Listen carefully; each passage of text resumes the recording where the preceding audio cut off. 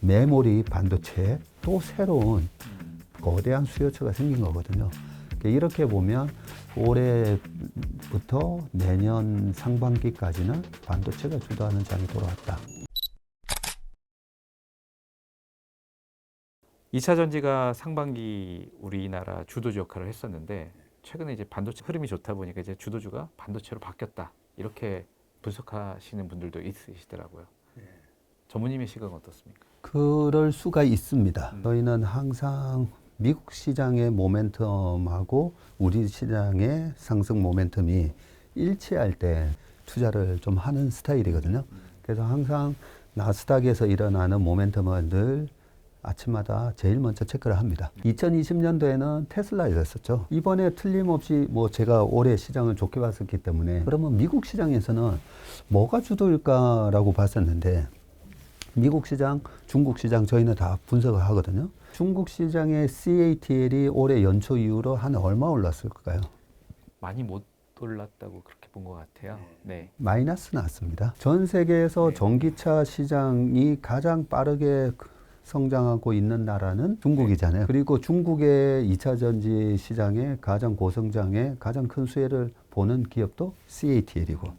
근데 CATL이 올해는 마이너스가 났어요. 2020년, 21년 흐름까지만 하더라도 CATL은 중국 시장의 주도 섹터였고 주도 기업이었어요. 그런데 플랫폼 기업들 알리바바, 텐센트 다 망가져도 21년도에 CATL은 계속 올라갔었거든요. 네. 올해 들어와서 시장이 어디가 가장 강하게 올라가는가를 봤더니 올 초부터 1, 2, 3, 4, 5 계속 보는데 필라델피아 반도체 인덱스가 가장 강하네.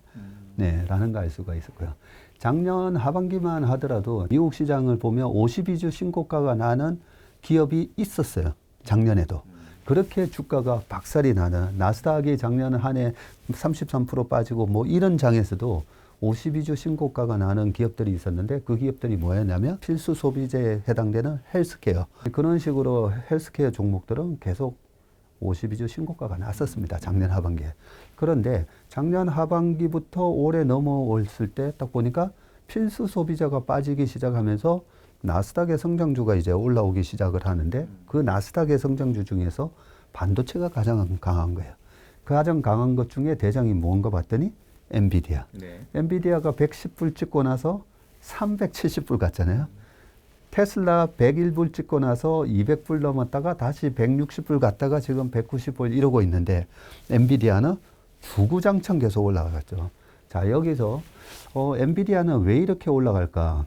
그동안에 이제 작년 하반기부터 올해 계속 대체 불가한 제품을 만드는 명품 기업을 우리가 이렇게 페드의 고금리로 만들어진 박앤세일 기간에 우리가 사야 됩니다라는 그 얘기를 이제 말씀을 계속 들었는데 어떤 게 그러면 명품 기업인가요? 라고 했을 때 그 회사의 제품이 너무나 독보적인 마켓시어 비율이 30% 이상. 그러면 엔비디아의 GPU의 시장 점유율은 얼마죠? 90% 이상이죠. 나머지는 AMD랑 뭐 좀 이래 만드는데 대체 불가잖아요. 대체 불가인데 서버 투자 그거 뭐 계속 하겠어라고 했더니 마이크로소프트가 갑자기 챗 GPT를 빵 나타내가지고 그럼 챗 GPT가 나온 게 지난주에 나온 게 아니잖아요. 작년 11월 이때쯤 나온 거잖아요. 그러면 거기서 파장되는 효과로 이 생성형 AI가 어떤 이 모멘텀이 만들어지고 거기서 이 밸류 체인은 뭔가라고 보는데 그걸 제일 잘 가르쳐 주는 게 바로 나스닥 시장이에요. 나스닥에서 뭐가 제일 강한가 봤더니 엔비디아인 거예요. 그리고 우리 한국경제신문 읽으면 다 거기 답이 다 나와요. 얘가 독보적이라는 거죠. 독보적인 제품에 또 앨런 머스크가 얼마 전에 자랑했죠. 내가 엔비디아에서 만드는 H100을 그래도 10,000개나 내가 확보해놨어. 예. 그렇게 자랑하기 좋아하는 사람이 엔비디아 제품을 확보했다고 자랑을 하는 그러면 너네들 확보 못했지 나는 확보해놨지롱 자랑하는 거거든요. 그 말은 뭐죠? 시장에서 제품 공급이 딸린다는 얘기잖아요. 그래서 이번 실적 발표 때 젠슨 왕이 딱 얘기하잖아요. 너무나 수요가 많다고. 6개월 기다려야 된다고요. 네, 그런 모멘텀이 시작이 됐고 그러면 AI를 하는데 GPU, CPU 필요하겠죠? 이것만 있으면 되나요? 메모리 당연히 있어야 되죠. 근데 메모리에서 하이닉스가 3조 2천억씩 적자 나는데 쟤는 뭔데 주가가 지금 50% 올랐어요. 네. 50% 올랐는데 이게 말이 돼? 뭐 얘기하는데 하이닉스 내용을 또 우리 신문 기사에 보면 하이닉스에서 만든 HBM 1, 2, 3가 전 세계에서 가장 이렇게 앞서 나가고 지금 굉장히 그 부분에 잘하고 있는 거죠. 거기에 이 엔비디아가 만드는 GPU랑 맞아떨어지는 고성능 메모리를 빠르게 출시를 하고 있는 그런 부분을 보면 이게 글로벌하게 엄청난 모멘텀이 시작된 거거든요. 자, 마지막 이제 제가 요약을 해드리면 반도체의 사이클은 예전에 PC 사이클로 시작이 됐다가 그 다음에 2007년도에 애플의 스마트폰이 나오면서 스마트폰이 거의 반도체 메모리 수의 또 한 3분의 1을 가져가는 엄청난 시장을 만들어냈잖아요.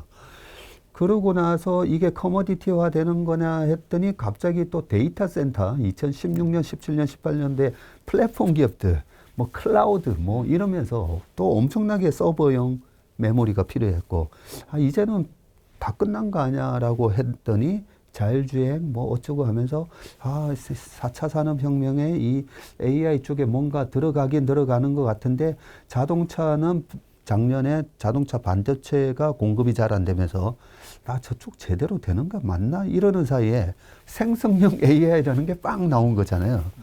어쩔 수 없이 이 부분에 대해서 공격적인 투자를 지금 해야 되나. 메모리 반도체에 또 새로운 거대한 수요처가 생긴 거거든요. 이렇게 보면 올해부터 내년 상반기까지는 반도체가 주도하는 장이 돌아왔다. 사실은 근데 이제 AI도 그렇고 이런 것들이 스토리는 너무 좋아요. 그래서 당연히 이쪽에 투자도 많이 될 것 같고, 근데 이제 이걸 실적으로 가시화되는 거에 대한 속도, 그러니까 주가가 오른 만큼 실적이 뒷받침되는 거에 대한 고민들이 있는 거잖아요, 시장에서는. 그리고 단기간에 너무 빨리 오르다 보니까 우리나라 그 메모리 반도체 산업은 아직은 본격 반등이라 보기 좀 어렵긴 하지만요. 조금 우려가 있는 것 같고, 그런데 대표님께서 보시기에는 앞으로 그 AI라는 메가 트렌드가 형성이 됐으므로 이 반도체 시황 그리고 반도체에 대한 사람들의 관심 그리고 수요 이런 것들은 의심의 여지 없이 늘어날 수 있다. 이렇게 보시는 거라고 이해해도 됩니까? 지금 빠르게 올랐다라고 말씀하셨잖아요. 네.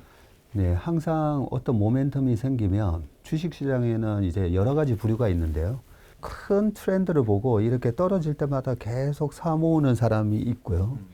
아니야. 나는 트레이딩을 해서 떨어질 때는 안 갖고 있다가 올라가면 바닥에서 얼마 올랐든 상관없어. 나는 올라가는 거 잘 쫓아서 그런 굉장히 모멘텀 플레이를 잘 하시는 분들이 있잖아요. 우리 시청자분들은 내가 뭘 잘하는지 좀 아셔야 돼요. 근데 대부분의 투자자들은 이렇게 바닥 대비 뭐 50% 올랐다니까 못 사겠잖아요. 못 사시겠죠. 이미 놓친 것 같은 느낌이 네, 놓친 것 같고. 들어잖아요. 네, 그래서 우리 일반 투자자들은 떨어질 때 살 수밖에 없어요. 자, 물타기를 해놨는데 이제 언제 팔 거냐. 그동안에 외국인이 올해 들어와서도 지금 12조를 주식을 샀는데 11조를 삼성전자를 샀단 말이죠. 네.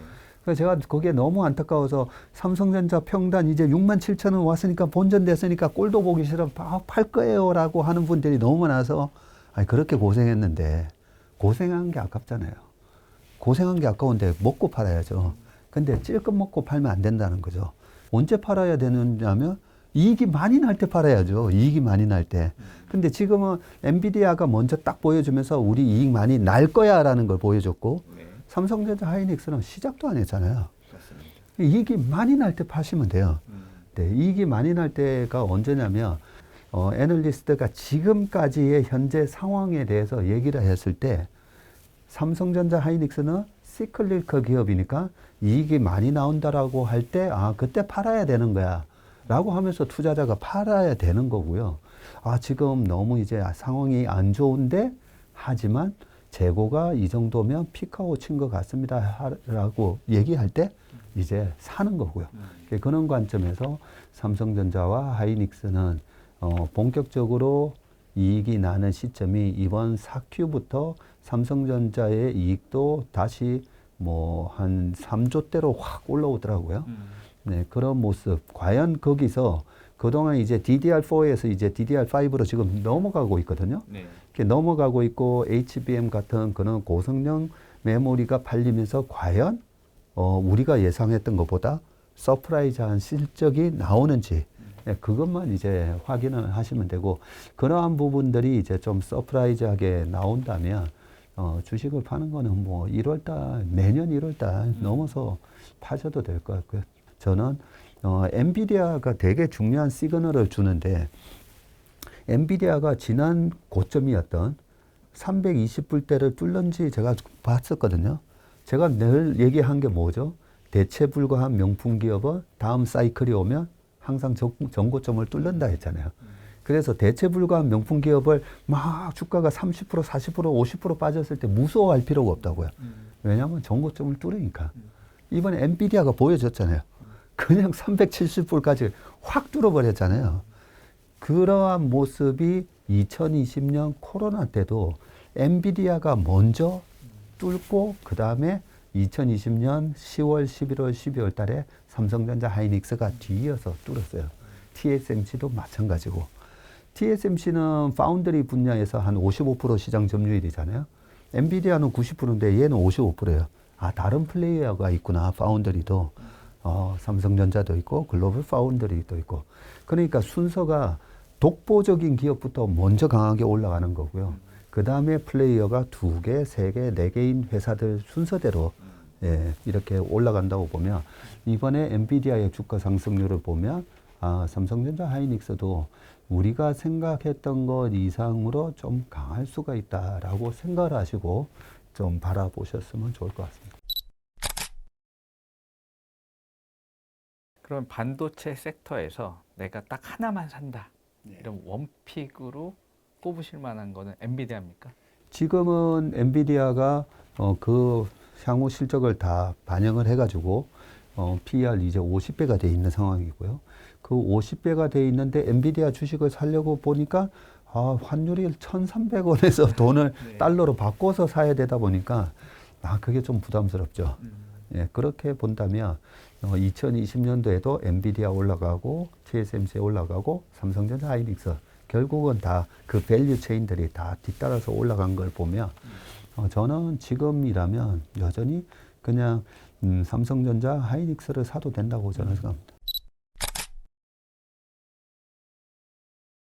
명품 기업을 사라. 그 명품 회사도 좋지만 아무튼 명품 제품을 만드는 게 아니라 그 시장에서 독보적인 플레이어를 사라고 늘 말씀하시고 한국에서 이 산업을 대입해 보자면 배터리 같은 경우는 배터리 셀 업체들 LG 에너지 솔루션도 있고 네, 삼성 SDI도 있고요. 그리고 또 바이오 섹터에서 뭐 삼성바이오로직스 이런 회사들도 있고요. 근데 상대적으로 시장에서 이 회사들이 별로 그렇게 주목을 못 받았어요. 뭐 조선에서도 현대중공업 같은 회사들. 그러면 이제 반대로 생각해 보면 이제 모르겠어요. 장이 뭐 아까 말씀하신 대로 6월 장은 조금 안 좋을 가능성도 일부 있긴 하지만 장기적으로 봤을 때 이런 회사들이 지금 많이 떨어져 있는 상태니까 우리가 한번 지금 주목해서 사봄직하다 이렇게 생각해 봐도 됩니까? 1, 2, 3, 4월 달을 주도를 했다가 지금 고점 대비 25%에서 어떤 기업은 마이너스 지금 50%까지 간 그런 기업을 사는 게 맞는지 아니면 지금 새로 주도를 하는 듯한 반도체를 사는 게 맞는지 그런 부분인데 코스닥 시장의 전형적인 패턴이 11월 달이 1등이에요. 네. 11월, 12월, 1, 2, 3, 4월까지가 1등부터 6등까지가 거의 다 들어가 있습니다. 네. 네. 그 정도로 상반기가 강하고요. 네. 그거는 특히나 우리나라 시장에서만 그런 현상이 나타나는데 국내에서 여전히 10억 이상 한 주식을 직계 좀비 속에 이 가족들이 보유하고 있으면 대주주 과세 요건에 해당돼서 주식 매매 차익에 대해서 양도 차익 과세를 내야 됩니다. 네.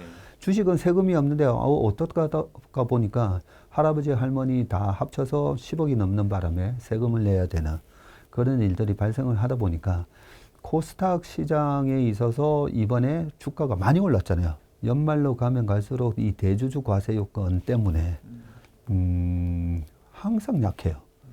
거의 항상 약합니다. 항상.